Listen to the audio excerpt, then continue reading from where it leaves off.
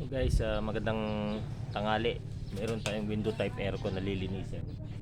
So, nakapag-upload na ako nito nung paglilinis pero part lang niya, hindi yung full tutorial. So, today ipapakita ko yung full tutorial ng paglilinis ng window type aircon. Okay, so unang gagawin, alasin yung mga tornilyo sa mga tagiliran para matanggal itong housing.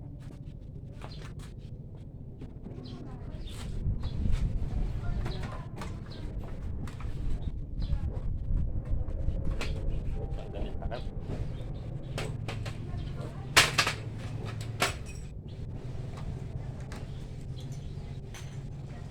Tapos tanggalin itong mga tornilyo sa gilid.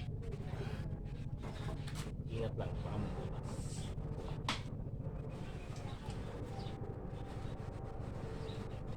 Tanggalin yan lahat isa-isa. So ayan, pag natanggal na lahat ng tornilyo, maangat mo na to.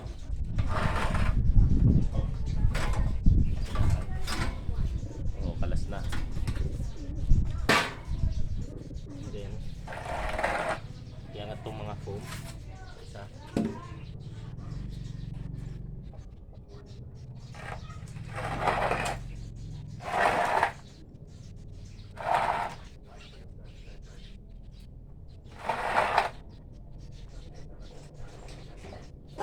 Tanggalin yung mga tornilyo sa tagiliran na ito para mahaltak. So, kailangan matanggal yung mga tornilyo sa tagiliran ng bracket na ito. Pag natanggal mo lang ng tornilyo niyan, pati ito tanggalin para matanggal itong ating tanggal ito. Kailangan din natin ito tanggalin. Tanggalin yung lahat ng tornilyo na yan.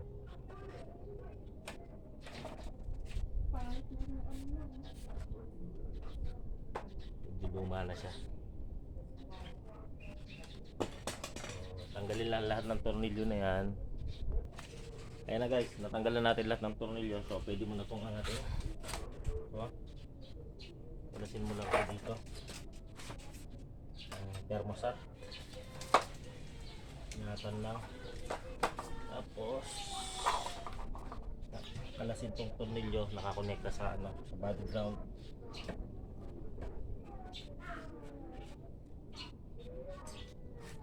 Ito yung clip ng plug ng wire.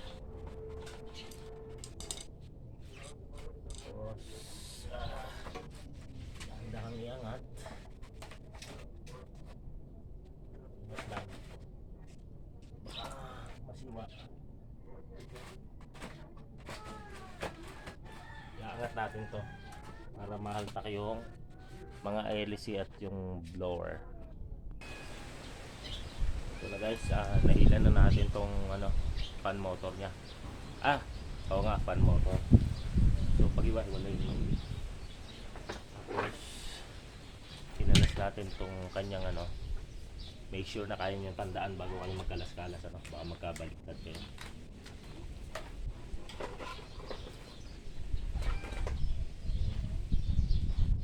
Una ko lilinisan ito. Yan, lilinisin ko muna. Una natin lilinisin.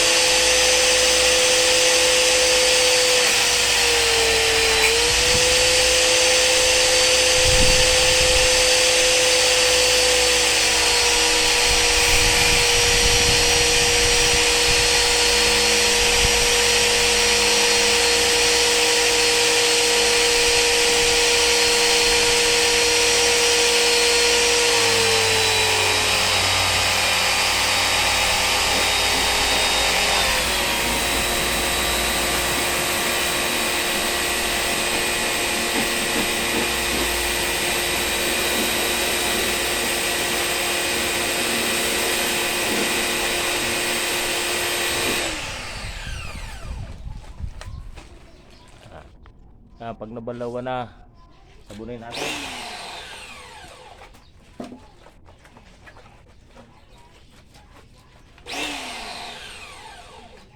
Ingat lang, baka maputulan ng tubo.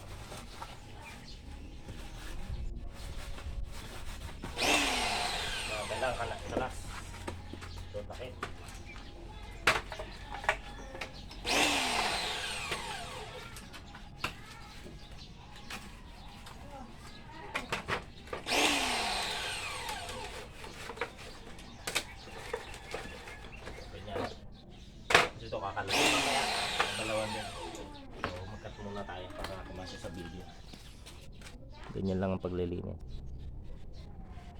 Yan, baliwan na tayo.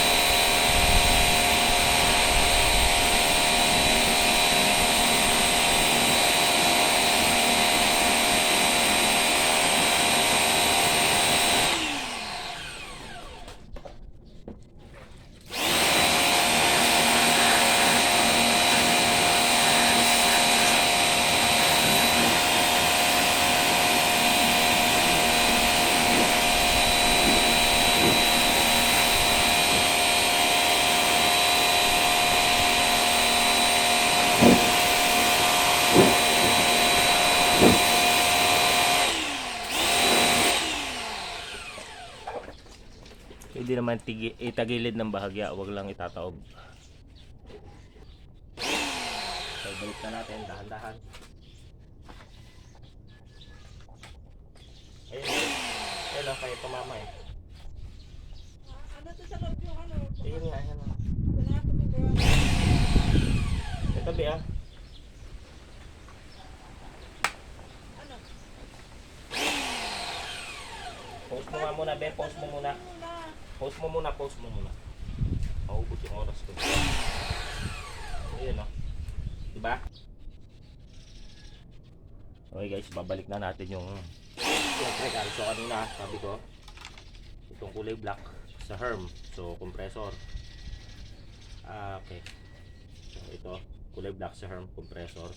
So, babalik ko lang sa tamang tanggal ko kanina kung paano ko siya tinanggal.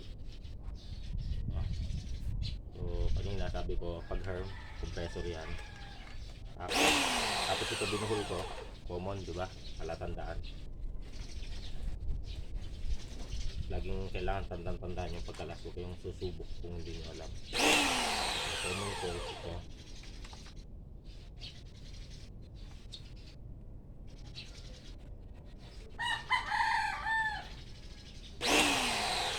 Ano ba dyan? And then kanina ito, dito sa thermostat, kalahati ng thermostat. Ano boss? Kalahati ng thermostat. So ano naman natitira? So ito na lang tayo sa lower. So laging ito, green na may yellow. Ano yan? So ngayon ito, yung binuhol ko kanina, ito ang common. Okay, ito sa common. Common yung letter C sa capacitor para ma-supply ng fan ng kuryente. Common. And then yung isang kulay ito sa fan, sa F fan. And then ang natitira dalawa, diba? So kanina tinanggal ko ito dito to sa kanyang control sa selector. So kanina palatandaan ko itong puti nasa ibabaw, wala matandain. And then ito sa ilalim, kung ano mang kinatatapatan niya, yun.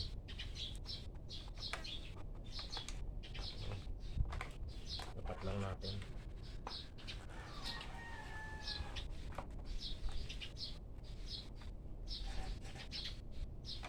Yan. So balik na tayo sa wirings. Ano natira? Ground, diba? So ito na lang yung ground. So babalik na natin yung ground. So ngayon, pag naibalik nyo ng wirings yan, so ganyan mo na. So ibalik mo muna itong sakit niya. Ibabaw. So make sure na pantay sila. Okay na. So ganyan. Tapos ito, nakatago dito. Dito niliyandan mo kanina. Dito sa harap.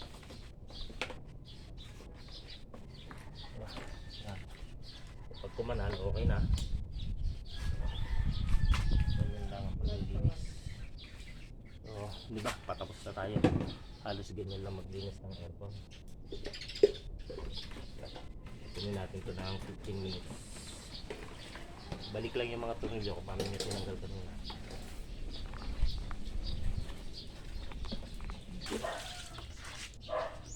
Okay, so ito pagbalik doon may tornilyo dito sa gitna, dalawa. Dito sa tagiliran may dalawa. Tapos dito may dalawa. Tapos dito yung ground ikabit. Okay na. Okay. Next, ito na. Balik na yung takip. Pagbabalik dahan-dahan. Puto lang tubo. Balik lang sa sabulag na. Ramdaman nyo lang.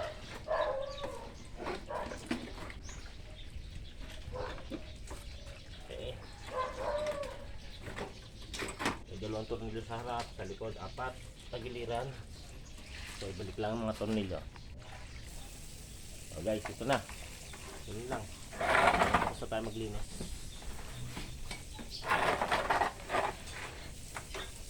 So, ganun lang ang complete tutorial ng paglilinis simula sa pagbabaklas hanggang sa pagbabalik. Okay, so make sure na lagi natin tatandaan yung wires na tinanggal natin at saka yung pagbabalik ng tornilyo. Check muna natin kung may tatama ang tubo o wala ano. Make sure na maingat natin ibabalik. Kung gano'n natin kaingat tinanggal, ganun din kaingat ibabalik. So ganun lang po, padali. So mga 30 minutes to 1 hour ang kompletong process. Pero nung nagsabon ako, nung nagkuskus ako, medyo kinat ko na yun kasi tatagal. Maraming salamat guys, God bless you.